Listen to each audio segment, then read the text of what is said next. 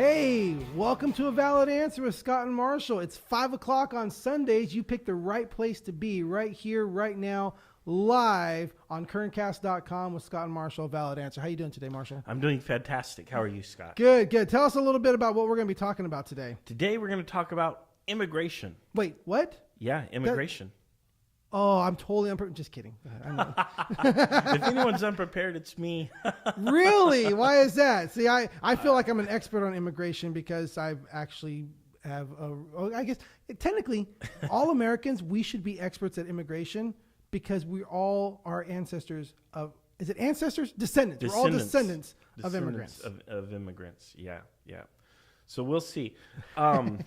I had a very busy week. I know I'm throwing excuses, right? And then I had a pretty fun weekend, but I didn't get much of a chance to really sit down and hash this out with you.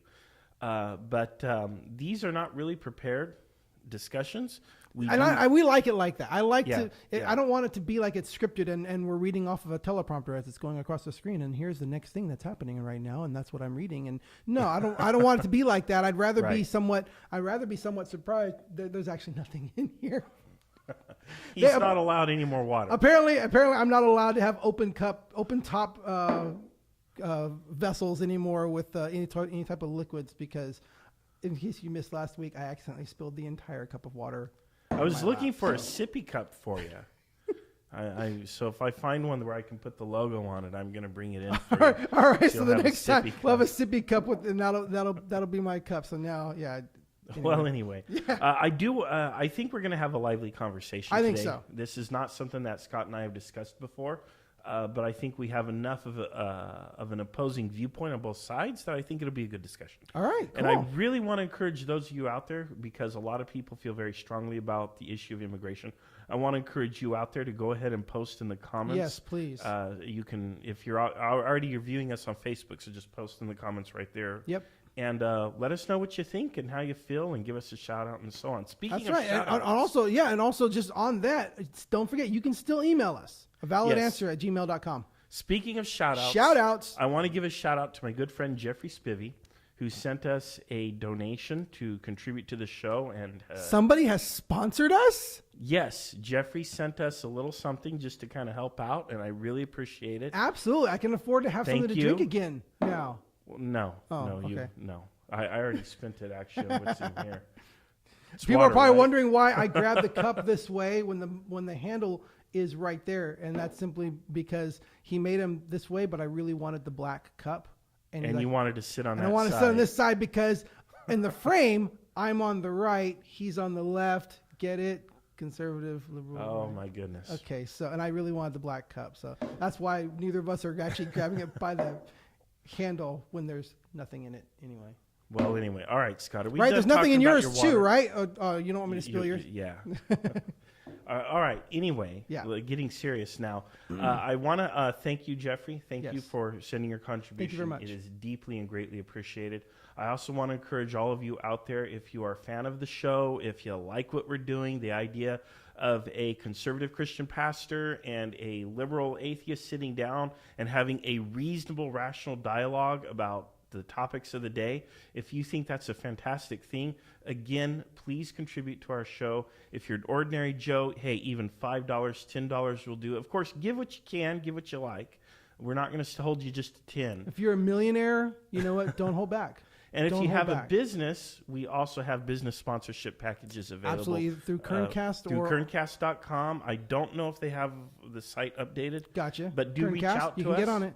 $1,000 and $2,500 levels for those sponsorships. Cool. And you actually get certain specific things with those sponsorships. Now, if you want to come in at a smaller level, a lower level, again, reach out to us. We'll negotiate something with you. We'll work something out and make sure your brand is well represented on our show. Absolutely. We appreciate you. But because we really believe in this. We really believe in what it is we're doing. It's not just, I mean, there's lots of stuff that we could be spending our Sunday evenings doing and stuff like that. Watching TV or spend time with family and stuff like that. But we really believe in what we're doing, not just as we want to get out there and be radio hosts because that's been our dream our whole life or something like that. No, we really believe that there is something that can be learned, maybe not necessarily learned, maybe learned from something that you and I say, but I believe there's something that can be learned from this process I really believe, we really believe in this process of sitting down face to face with a person of opposing views, being friends with them, and realizing that you actually have to discuss the points, discuss the things, instead of just saying that person's dumb and evil. I mean, it's easy for him to say, yeah. Friends? I mean, I say friends. I mean, I have not been invited to play Railroad Tycoon in like over 2 years, but I still consider you a friend. Well, we'll have to rectify that. Our family's been playing those low-level games like Catan. Catan is like the most basic. Yes. That's a whole nother episode. But I do want to tell you folks, again, if you're interested in contributing, go to A Valid Answer on Facebook. And at the top of our page, I have pinned the post to the top of the page where you can donate. It is my PayPal. It does have my name on it. And the donation comes to my account. Yes. He's taking over. But I do share all the information with Scott, and we make a decision as to how best to spend those funds. And right now there's a lot of little upgrades and things that we could be spending it on. So we're not going to be driving around in any new sports cars or anything like that anytime soon. Yeah. But we do appreciate your contributions. You may notice that, for example, there's no more screen stutter in what we do. Our first couple episodes, there's a little bit of stutter on the screen, and we were able to correct that by going out and just upgrading some of the equipment. But again, very expensive. So your contributions do help, but I'm done with the commercial. Done with that commercial, yeah. And you would think as a pastor I'd be really good at just asking for money, but I'm not. I am really not. And that's your bread and butter as a preacher, right? Come on. I do want to mention Jeffrey one more time, because Jeffrey actually, listening to our last episode on a guaranteed basic income, he mentioned the example of Alaska. And what do you know about the example of Alaska? Because I didn't know anything about it when he said Alaska. But what's that until somebody else told me about it. So what is it? Alaska gives all of its citizens, you have to be a resident for over a full calendar year. And I think it goes from the new year to the 31st of December, something like that. It's actually kind of strict. Yep. But if you are a resident, you actually receive a portion of the state's oil dividends each year. And I think the average payouts are between like $2,000 and $4,000 a year, something like that. And that is, but it is reducing recently because of the problems with being able to tap oil up there and all that kind of stuff. It's been getting lower, and people have been complaining. Sure, because it's been getting lower. We used to be paid this much, now we're only paid that much. Yeah, we're getting less free money. It is. How dare you? It is an example of a guaranteed basic income, and I don't see that necessarily influencing how the people there vote. I certainly don't see those people considering themselves slaves. They're certainly not slaves to the government. But another person who talked to me about this, who works, I'm not going to mention who the person's name is because I don't want to get them in trouble with where they work, but they work in a collection agency, and they're talking about how a lot of times they call people from around the country, and that's in Alaska is one of them. And they said, yeah, when they call people from Alaska, it's just this very, they don't care. Like, oh, well, I get this thing comes in from the government, and that'll pay for it. I don't really care. And they just, and she was saying how very much people from Alaska, when they're having to do collections on them, stand out from everybody else because of that whole, well, I get this money from the government, so whatever. And it's very much a. Do they get to collect out of that money? I don't know. I don't know that. I don't on it or something. I don't know how the process works. She was just commenting about how, particularly when she has to deal with people from Alaska, the attitude is, well, I don't really care. I get money from the government anyway. Sounds a little bit to me like a hasty generalization fallacy, however. Because it could be a little anecdote. Is only dealing with people who are in collections, right? Yes. And I highly doubt collections around the country. So she is dealing with people with collections around the country. Could it be cognitive bias? Could this person say, "Oh no, not another person from Alaska"? Could be, but something sparked it. Interesting. Yep. So anyway. But thank you, Jeffrey, right? Jeffrey. Thank you, Jeffrey, for pointing that out, because I did notice you posted Alaska. I'm like, I don't really know what that meant until somebody else told me what was going on. I'm like, oh, okay. Those people don't consider themselves slaves, though. They don't. No, I don't think they feel enslaved. So that's a very good point. All right. Yet. So today, speaking Scott, of slaves, oh my goodness, we're going to talk about immigration. Yeah. And Scott, what's your viewpoint then? You pitched this during our promo. Yes. Well, basically, I have a viewpoint on immigration. I believe not a unique viewpoint on immigration, but I do know the history of my family, and I do know my last name is Garcia. It's a Spanish name, and I do know that going back. My father was born here in America. My grandfather was born here in America, but his parents and my grandmother's parents immigrated from Mexico. I don't know directly from Mexico. I know they came through the Mexican border, and they came in and became naturalized U.S. citizens. And then their children, my grandparents, were born as U.S. citizens and all the way through there. So I have a viewpoint. I like the idea that America is a place that people can come to from around the world and come in and become Americans. And I like that too. I like that idea, and I feel that we're supposed to disagree here. I know, right? but I feel that a lot of times when people stand against illegal immigration, people assume, well, then you're just a racist and don't like Mexicans. And I'm like, I am a descendant of Hispanic immigrants who came in and became American citizens. And I believe in immigration. I believe in what that does for the country, that for the better. But I believe illegal immigration, people coming in, not going through the correct process, breaking the laws, and then having to hide and living in a lifestyle that keeps them out from the law, because they know if they're discovered, then it causes all kinds of problems that I think are affecting our country in negative ways. That I would like to tighten. I would love for our government to tighten down and decrease illegal immigration, while at the same time increase legal immigration. Find a way to bring them in. You want to build a wall? Do you want to build a wall? I don't know enough about the situation. I right now we got to stop people from coming in illegally. If the wall will do that, if that's an effective way of doing that, then I would say yes. It's a two-pronged thing. One, stop people from coming in illegally. Two, make it an easier process for people to get into America legally. So what's your plan to stop illegal immigration from Canada? I don't know that we have a problem of illegal immigration in Canada. I would guarantee you that we do. And we also have a problem you would guarantee with illegal or you know? immigration. You would guarantee, or you actually have looked into it? Because I have looked into it. And yes, there are people. Now, I don't know the stats. Okay. But one of the big pet peeves that I have is when people talk about illegal immigration, they assume people from Mexico. And to me, that's a little bit racist. And I know you're not racist, Scott. But do we have millions of people crossing illegally from Canada? I don't know what the numbers are, but I'm sure they're high. But does it compare? It's the world's largest undefended border in the world. Does it compare? Does it matter? It does. Does it matter? Why do the numbers even matter? Because the numbers matter. That if you have a house and you have a hole this big that's letting water pour in, and a hole that big letting water pour in, which one should you fix first? Both.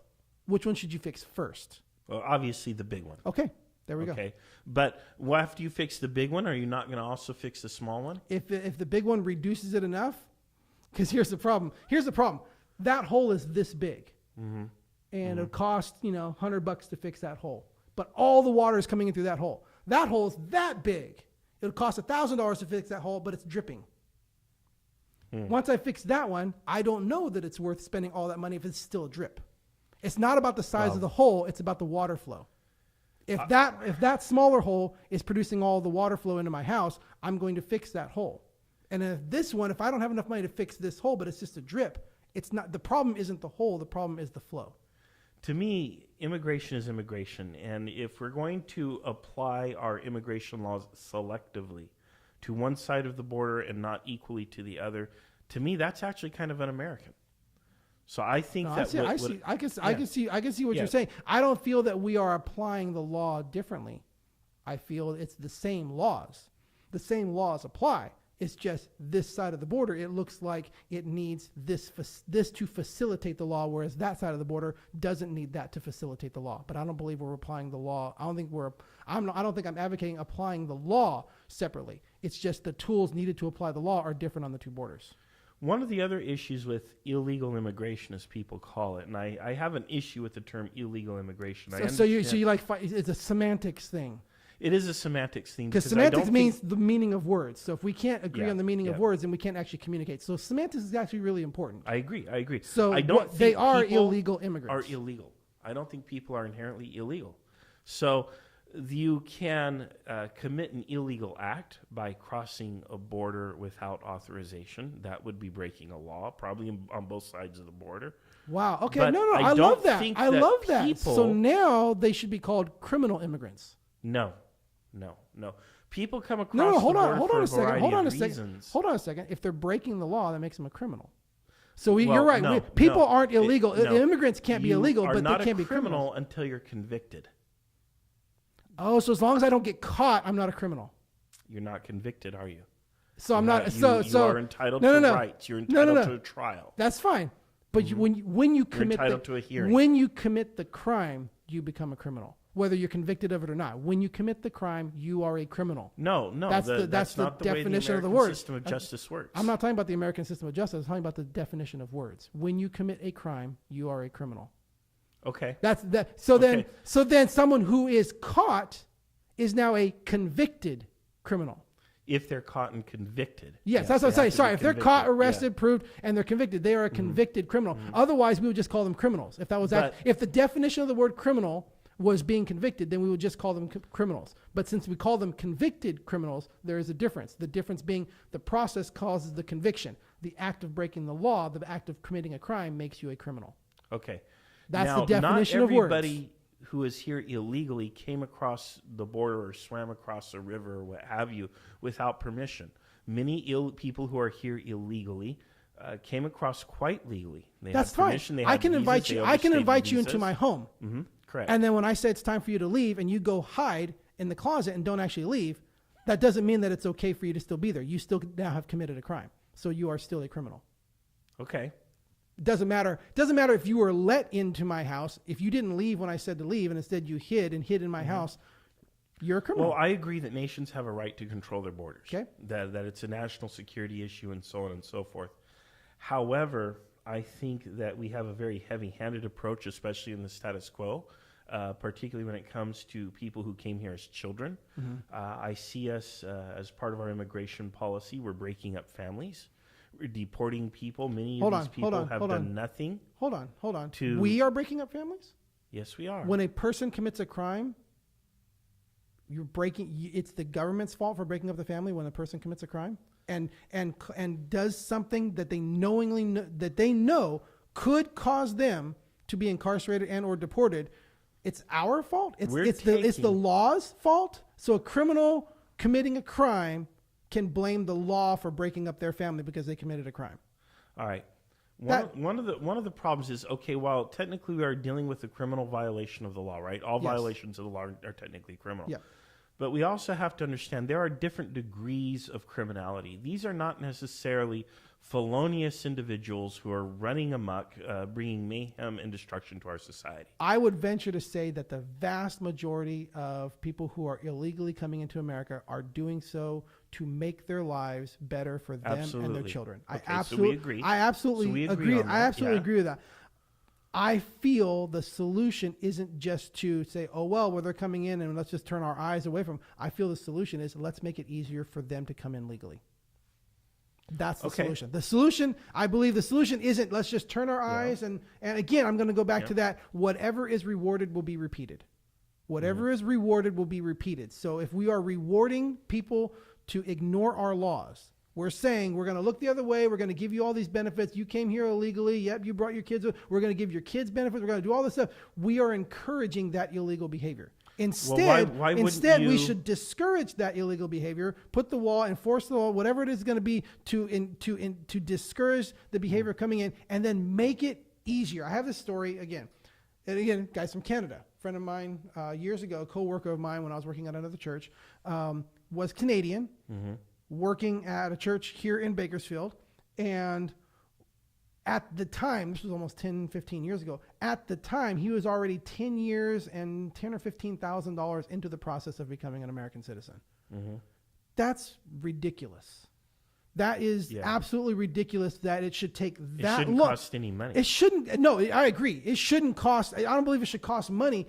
Again, those are all like lawyer fees or whatever it is. I don't know that again, I don't know enough about it. I don't know if there's actually a price to get in. I don't know that in America, if there's a filing fee or whatever, all that. I believe all that money he was spending was on lawyer fees to go through all the paperwork and stuff. Again, I don't know all the details on that, but I agree with you. I don't think that there shouldn't be a price that you have to pay to get in. And I don't think it should take 10 years. What could be taking 10 years to find out, if this person can, I don't know. I think the requirements should be simpler. I think that obstruction to people coming in the proper way is what's encouraging the behavior of people to act illegally. What do you think the requirement should be then? Because it seems like we agree that we're okay with having the door open and letting people come in and join us here in this great experiment in freedom and democracy that is America. I love my country, and I love the fact that we allow people to come here and settle here. I have a very multiracial, multi-ethnic neighborhood. There's a lot of Sikhs, for example, in my neighborhood, and I think that's absolutely fantastic. I like seeing the people from different backgrounds. They bring a lot of different things. My daughter's in first grade and since kindergarten here at this school here, because we live in a neighborhood that's very close to the school that's here, and there is a large Sikh community that actually has their children come to school here. And my daughter's best friend for 2 years is a daughter of a Sikh, and my daughter doesn't see a difference. She just learned the name. The name sounds a little different. Doesn't sound like the names that my daughter had. I don't want to say the girl's name because she's a minor, but it's a different name. It's definitely a foreign name, but my daughter doesn't think of it as foreign. My daughter is like, that's just my friend. And I love that. Again, I go back to, years ago when my sons were in second, my youngest son was in second grade. And these these new kids came to class, and he just described. I go, "Oh, what are their names?" And he said the names, and he said, "Yeah, and they have curly hair like me," because my son has curly. I go, "Oh, cool, really?" Yeah, except the curls are really small, so they're really small, and they're really small black. The hair's darker than mine, and the really small curls. And I had to ask him. Literally, he's in second grade. I had to ask him. I said, "Is their skin color darker?" He's all, "Yeah, I think so," but it didn't matter to him, and I'm like. Right. I'm not going to point it out and just say, "Oh, well, I didn't." I was just like, and then when I met them at the class, and two black kids came into the school, and my kid didn't notice, and I thought, well, that was wonderful. And you're like, "Why'd you call them black kids?" I'll get into that later, but it was just the simplest way to describe right now. But I love that my son didn't describe. What should the requirements be then? Okay, so I wrote down 4 things. I have this idea of 4 things. 1, clean criminal record. If you're a criminal, you can't get in until that's taken care of. We don't want to be bringing in people who are criminals and running away from. Does the act of crossing the border illegally mean criminal record then? Or are we going to say that there might be extenuating circumstances or what have you, and we're going to? I'm talking they are convicted. They're either caught, convicted, or escaped criminals from the country from which they're coming. That they already have a record in their country. What if you can't verify that? That's the verification process. We need to verify it. But what if you can't? What if they come from a place like Syria or Iraq where you've had a civil war and there's simply no records? What do you do? That's a very good question. I would say that since they're coming in, they got to either we verify or we take a little bit longer to verify, and if it's unverifiable, then they have to be tracked and seen, are you going to commit crimes here? What are your intentions here? If you're coming into somewhere, again, I look at if I'm going into somewhere, if I'm going into someone's house, if I'm going into someone's, I need to show them that I don't have ill intent for them. And if I can't show them that because I come from a place that has already a bad reputation, I'm coming from that place and I can't prove that I wasn't part of that, I then need to prove myself to them. If I'm coming into their home, if I'm coming into there and want to be part of their family, that's how I see it. If you're coming into America, you're coming in to be an American. You want to be here because you want to be. Now, there might be people who just want to work here. I'm not talking about work visas or anything like that. I feel that there should still be the idea, oh, you're going to be working here for so long and renew the work visa. But a lot of kind of people, students and workers, overstay their visas and they become illegal. Right. That's what I'm saying. Or what have you. Yeah, but that's what I'm saying is that. There might still be people. We should still have a process for work visas for people who I don't want to move to America, but my job is requiring me to be there for the next 2 years. Okay, cool. Come work, do all that kind of stuff. I don't think there's an issue with that I know of. No. I don't think there's an issue either. I just wanted to clarify that I'm not saying we don't want people to come in here and work, and you have to, if you're coming here, you have to be an American. No, I'm just saying there are people who are wanting to come be American. Come and be an American. That's what does that mean? Come and be an American. What does that mean? It means you're an American citizen. It means you have a clean criminal record. You swear an oath of allegiance to the United States. You pass a constitution test, a basic constitution test. You pass a basic English test. Done. You're a citizen. So you're going to require them to learn how to speak English. They do need to be able to function within the laws of because that's really funny. When we brought the slaves over to build the eastern half of America, many of them didn't speak English, and when we brought the Chinese over to build the other half of America, we didn't have any requirement that they spoke English. We should have. No, we shouldn't have. We shouldn't have brought the slaves over to begin with. That was horrible, right? Yeah, that was horrible. And, that's all I'm talking about. I'm saying, but the thing is, the fact that people can come here and contribute and build our society has nothing to do with the language they speak. It has to do again. I grew up with my grandmother who was born in the United States. Mm-hmm. She still spoke Spanish. Even all growing up, she loved it. It was no problem with that. It was Spanglish. It was wonderful because we'd get together between her sisters and her brothers up in Visalia. We'd visit them. She would always talk English with us, and I never really noticed. But when she got with her family, she would be talking English, and all of a sudden, like I don't know, she would trip on a word and couldn't remember it, and immediately just go into Spanish, and she was just going English, Spanish, Spanish, Spanish, Spanish, Spanish, English, Spanish. Code switching is what it's called. Is that what it's called? Yeah. And I just always thought it was amazing. Like I'm all no. Okay, I lost them. Okay, I picked up a word here. Okay, now I see what they're. So I mean, I'm not saying you. No, you have your heritage, you have your culture, you have all this, but you need to be adept enough at English so that you can interact with other people here, interact with the laws, interact with police officers, interact with the street signs, interact if you're going to go to the DMV, you should be able to read the DMV thing. We shouldn't have to have it printed in another language. Why not? For you. Why not? Because the cost of that, again, come on. No. The it's majority. The same ink. No, it's the same ink, whether it's Chinese characters or Spanish letters. No, because you print. You print this many, but then you also have to now print this many. Then you also have to print that many. Then you okay. I'm okay with that. I'm not okay with that. Again, that keeps everyone separate. How about the idea that students, let's say we have schools here, especially in California, where a lot of students only speak Spanish. Should their primary education then be in Spanish? Should they be instructed in their Spanish language? Or should it only be in English or what? They should have classes that teach them English so that next year or the year after, they're in every class. So they only get, 2 years of Spanish instruction and they have to convert to English? Whenever they come in, they take the classes until they can learn. See, I'm okay. I don't care. I'm talking about taking only this until they're 18. I'm talking about when they're coming in. To get in, you have to have a basic understanding of English. You have to be able to. You have to be able to. You have to be able to live your life. If I'm moving to France, I better learn French. If I'm going to move to France, but you're going to learn it at your own pace. I'm not going to say, Scott, unless you speak fluent French in 2 years, you're out. Then I don't need it. And I'm not talking about fluent. I'm talking a basic English test. If I'm going to move to France and I'm going to be a citizen of France. If I am moving there to live there and be a citizen there, I need to learn their language. So now you're telling people who come to America, this is not France, this is the United States of America, how they have to live.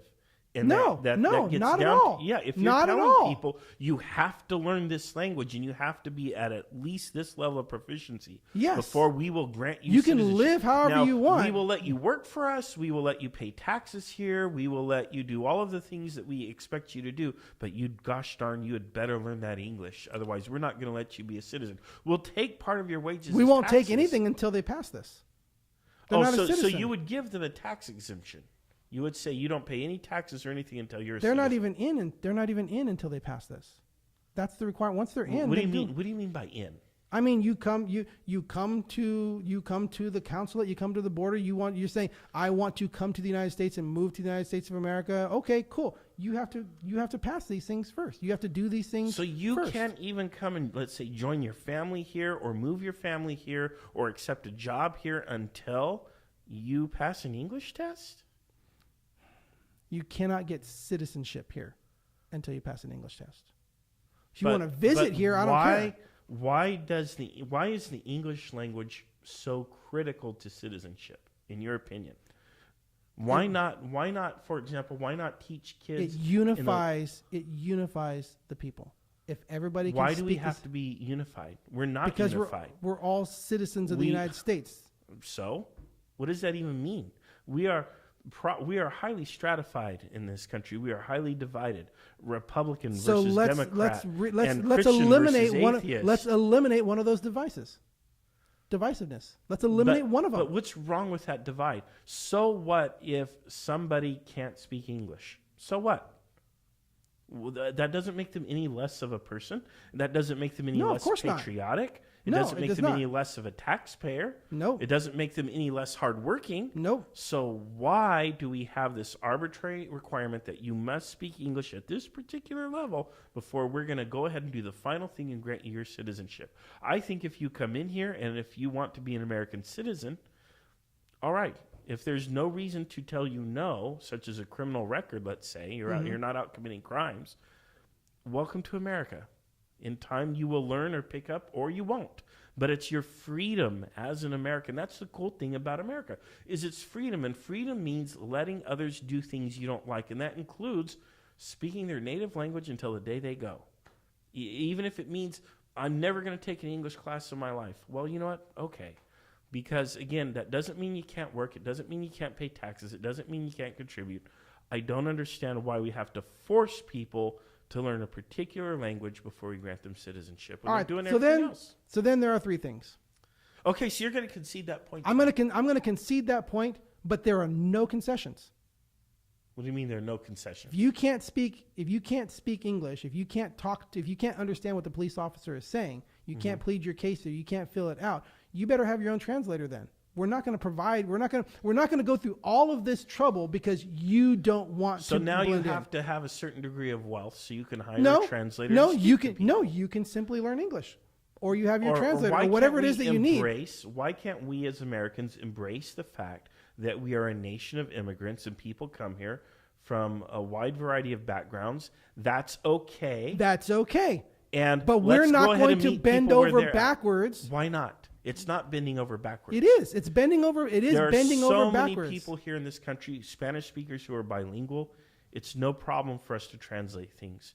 We have so many people who speak Mandarin There are Chinese. So many people who are bilingual because we haven't done this.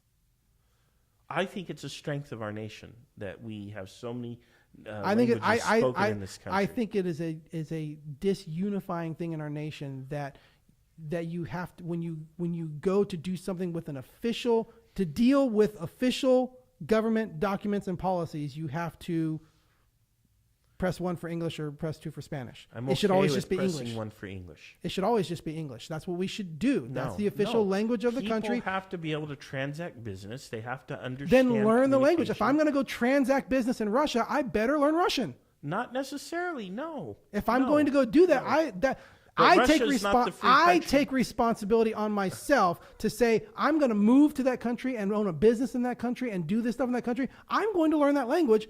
Who am I to go to that country and say, you need to bend to me. I'm not going to learn your language. You need to bend to me. That's selfish. No. If I move into that country, if I'm going to make my living there, if I'm going to move there, if I'm going to live there, if I'm going to bring my family there, I'm going to learn that language.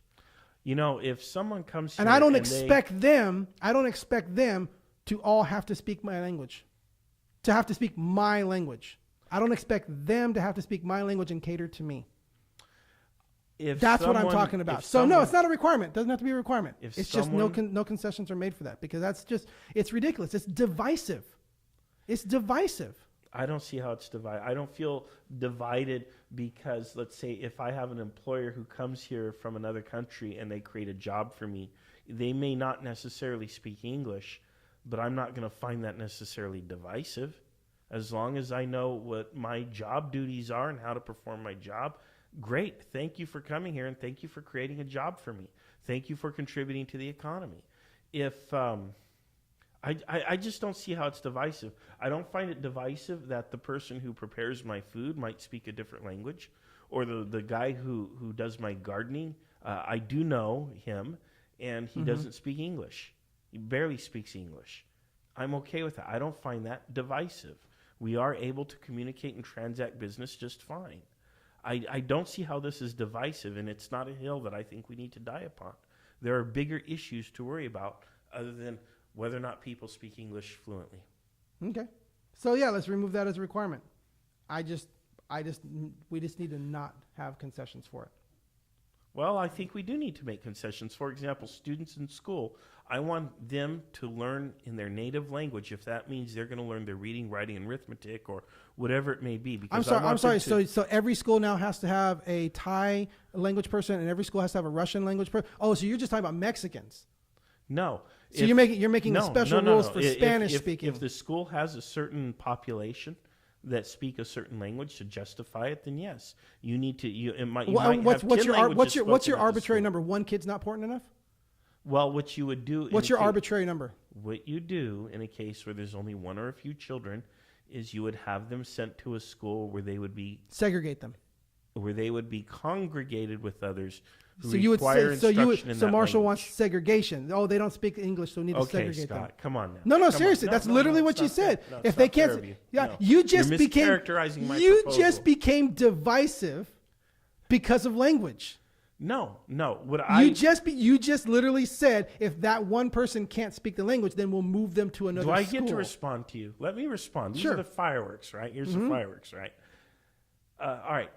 It's very important that these young people, especially if they're kids and they're in school, that they receive the instruction they need so they have the skills they need to graduate from school and become productive, contributing members of society. Which society? That is more important than what language they speak. Which society? American society. Which speaks? American society speaks a multitude of languages. We speak a multitude of languages here, and I'm proud of that fact. And I don't find that divisive. If anything, I find it democratizing and empowering, because once these students learn, teaching them to not know how to communicate with 90% of the country they live in gives them power. I think you're making them weaker. Education confers power. You're making them weaker. Education confers power. I don't care what language you learn how to do math in, as long as you can do math. No, it doesn't matter. Because here's the thing. My dad faced You're empowered. My dad faced this on a technological level. Faced this in a graphic arts class in Kern High School District. That he was teaching graphic design. Now, at the time in the 90s when this was happening, graphic design was led 90% by Macintosh computers. Everybody used Macs for design. Sure. So he's trying to get Macintosh computers for his graphic arts class because they're industry standard. And the school said, oh, computers, all of them have to be purchased through this one company and they all have to be PCs. It's like, that's great. I teach a vocational class where 90% of where they're going to go work needs to be on a Mac. Well, we're not going to buy Macintosh computers because we don't buy Macintosh computers through the Kern High School District. So you want me to vocationally set them up for what does them no good in the industry? Mm-hmm. No, we need to get the right tools. And he was able to explain, I'm not buying a computer, I'm buying a piece of industry standard equipment. This is the standard equipment, but I want to set up these students so that they have the best chance for being hired, the best chance. So here we are. I'm saying, yes, they need the education, but we need to give them the education in English. So we're setting them up with the best chance for success in America. That's 90% or more speaking English. Why would you give students education in English if they don't understand it? What's the value of that education going to be? You teach them English. Are you going to teach them math in English when they don't have comprehension in English? You teach them English first, and then you teach them math. No, I'm not going to let kids fall behind until they learn English. You set them up for success. You don't set them up for failure. Because by the time they learn English, it's probably 4, 5, 6 years down the road. And now you're going to start teaching them the other things that you expect students to learn before they graduate high school? No. A lot of people are going to learn English on their own anyway. I don't have an issue with people taking as much time as they need to learn a language. We got somebody on. We got Steve Cheatwood. Do you know who Steve Cheatwood is? No, I don't. I may not know who that is. Hi, Steve. He says many Americans are discriminated in employment because they are not bilingual, saying that they can't get the job because they don't speak 2 languages. That's exactly the problem I'm talking about. That we've created a culture to where you have to speak 2 languages in order to get a job because there's so many people who are not unifying into one language. That's a problem that's actually created. The problem you're talking about there, Steve, is actually a problem that's created because we've let this problem be created. We've said, okay, we'll just make concessions for everybody. No, we teach English.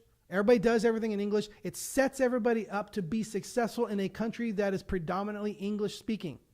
that we were setting people up for success and building upon that so that there is unification of language. Mm-hmm.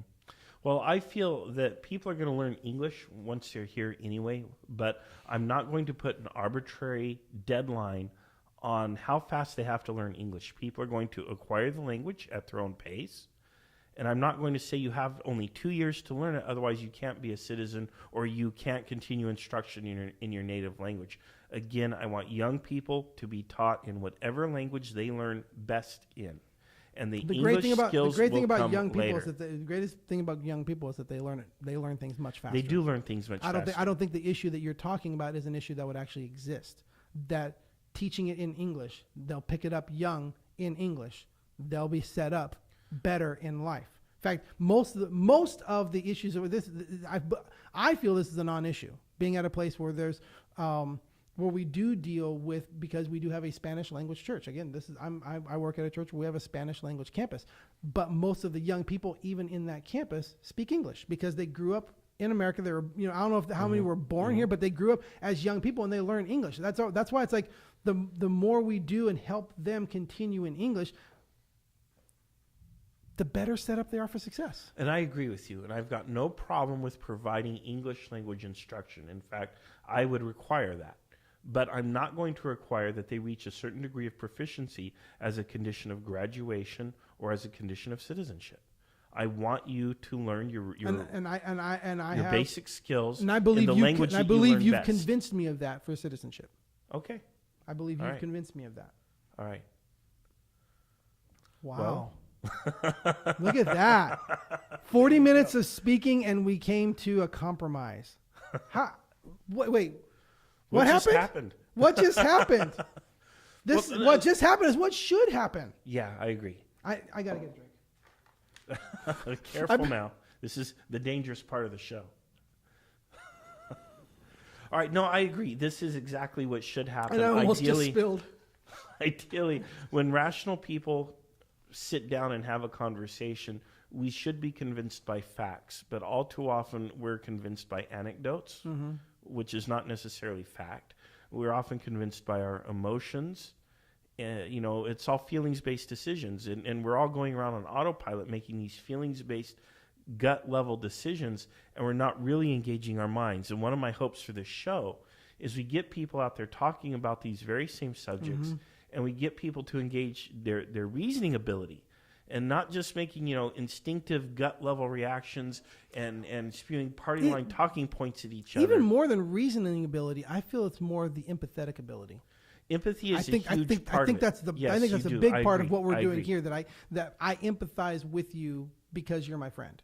And this dialogue and the face-to-faceness of this dialogue is what it brings out for that empathy. But ultimately, I think we have to make rational decisions, evidence-based decisions, or data-driven decisions. If you own a business, for example, and if you're making decisions based exclusively on emotion, you're not going to be in business for very long. You have to make evidence-based or data-based decisions. The same thing if something more people might relate to. If you go to Las Vegas, right, and you're playing poker, you have to play the odds, because once you start playing, but I have emotionally, a feeling. right. I have a good feeling about this. I have a good right. You're going to lose all your money, or if you get angry and say, "I'm going to go all in because I'm angry," well, you're going to lose your money, right? Yeah. So you have to make rational decisions. So I think that's kind of what happened here. Yeah, we had a rational discussion. I agree with you that if you commit an illegal act, it is inherently criminal. So there's one area where I agree with you, but now you agree with me that maybe the English language shouldn't be a requirement. And okay, cool. So that's the outcome for 40 minutes of discussion. So let's fix immigration. Let's get more people immigrating to the United States. I'm not against it. To be against illegal immigration doesn't mean to be against immigration. I think, like what you said before the show, that immigrants coming to the United States is really, literally what makes America great.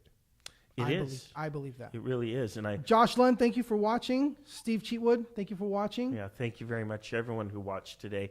And remember, please consider contributing to A Valid Answer, even if it's just $5 or $10. Money. Oh gosh, It's not that much money, Scott.